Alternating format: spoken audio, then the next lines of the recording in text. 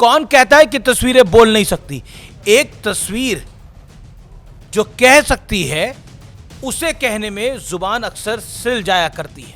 अब इन दो तस्वीरों को ही देख लीजिए।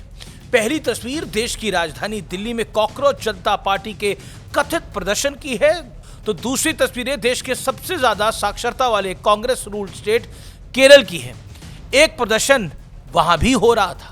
दोनों तस्वीरें देखिए और सोचिए इनमें आपको क्या अंतर दिखाई दे रहा है। क्या दोनों तरफ एक समान बर्ताव दिख रहा है?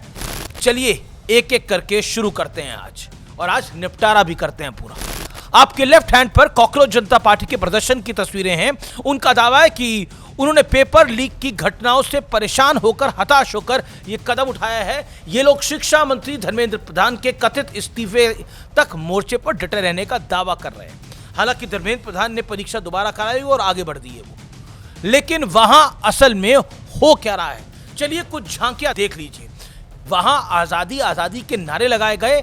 आजाद भारत में किससे आजादी पता नहीं, किसी को पता नहीं, but it certainly the trademark style of left parties protest.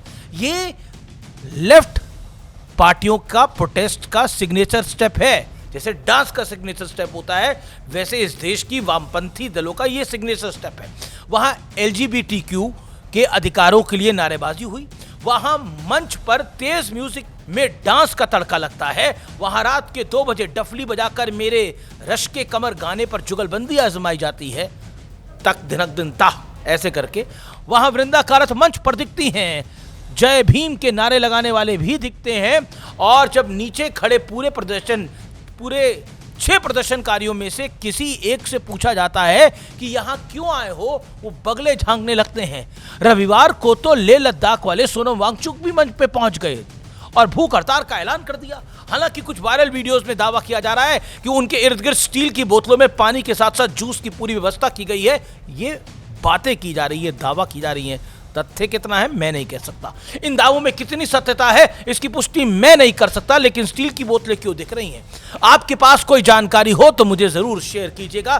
फिर से याद दिला दूं कि यह प्रदर्शन देश की राजधानी में हो रहा है। दिल्ली में देश का प्रधानमंत्री से लेकर गृह मंत्री अमित शाह, तमाम मंत्री रहते हैं, विपक्ष के नेता रहते हैं, नेता प्रतिपक्ष रहते हैं, सारे हेडक्वार्टर्स है। ये वही लोग हैं जिन पर लोकतंत्र को खत्म करने और लोगों की आवाज दबाने के आरोप है। इसी नरेंद्र मोदी सरकार पे आरोप लगाए जाते हैं ना, इसी धर्मेंद्र प्रधान और अमित शाह की सरकार पे आरोप लगाए जाते हैं। और लेकिन यहां 6 जून से ये कॉकरोच जनता पार्टी का प्रदर्शन जारी है।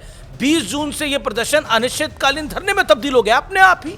परमिशन जबकि कुछ घंटे की थी, जबकि पुलिस ने कुछ घंटों की इजाजत दी थी, परमिशन दी थी, लेकिन धरना और प्रदर्शन अभी तक जारी है। यानी पुलिस ने उन्हें जबरन वहां से उठाने के लिए फोर्स का इस्तेमाल नहीं किया। अगर कर लेती तो 40 मिनट में रफू चक्कर हो जाते। और कहने वाले कहते हैं कि मोदी राज में संविधान को खतरा है, लोकतंत्र की नींव हिल रही है, बोलने की आजादी छिन चुकी है। अब बोलने की और कितनी आजादी चाहिए? मंच पर सुनाने वाले 15 तो नीचे सुनने वाले 10 लोग होते हैं। उनमें से भी कभी कभी तो 7 और 8 लोग पत्रकार ही निकलते हैं।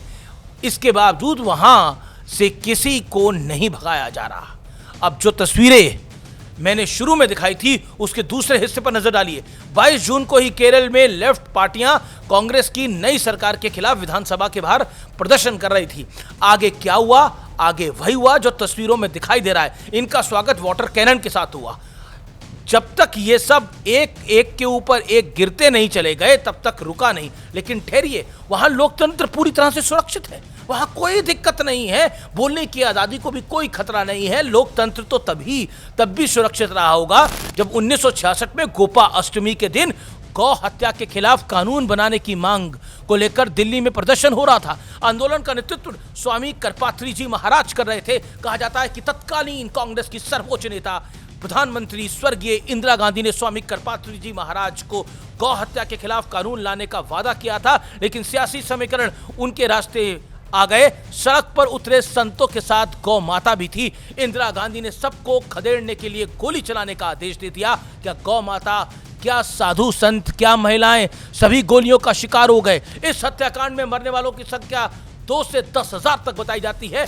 लोकतंत्र पर तब भी कोई खतरा नहीं था जब 30 अक्टूबर और 2 नवंबर 1990 में राम भक्तों पर इतनी गोलियां बरसाई गई कि सरयू का पानी लहू से लाल हो गया, लेकिन किसी को कोई खतरा नहीं दिखा। लेकिन ये कॉकरोच जनता पार्टी वालों को खतरा दिखता है। मैं आज की जेन ज़ी को कहना चाहता हूं, और बहुत कान खोल के सुनिए, आपको ये सुनना चाहिए, अपनी देश के बारे में जानना चाहिए। लोकतंत्र पे तब कोई खतरा नहीं था, अब खतरा है। घर में बैठ के इंस्टाग्राम में किसी को फॉलो कर लेने से कुछ नहीं होता है, लेकिन जो सत्य और तथ्य होता है वो प्रामाणिकता के साथ बताया जाता है।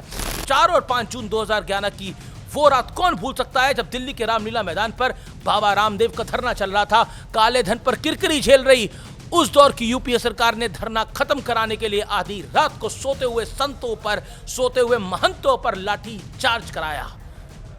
मौन आंदोलन था। तब मनमोहन सिंह देश के प्रधानमंत्री थे और सोनिया गांधी सुपर पीएम कही जाती थी। उनके मीडिया सलाहकार संजय बारू ने अपनी किताब द एक्सीडेंटल प्राइम मिनिस्टर में दावा किया है कि प्रधानमंत्री भले ही डॉक्टर मनमोहन सिंह थे, लेकिन रिमोट श्रीमती सोनिया गांधी जी के पास ही होता था। ये दावा सच है तो बाबा रामदेव के धरने पर लाठी चलाने का आदेश सीधा क्या 10 जनपद से ही आया होगा। और समय का चक्र देखिए, आज उन्हीं के बेटे राहुल गांधी हाथ में संविधान की लाल किताब लिए घूम रहे हैं।